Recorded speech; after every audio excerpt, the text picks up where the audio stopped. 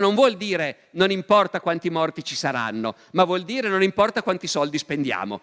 Quindi l'artiglieria ha questi ordini: la contropreparazione, che è la forma più moderna, appena imparata, che significa appena quelli con 1000 cannoni cominciano a spararci, noi rispondiamo con 2000 cannoni.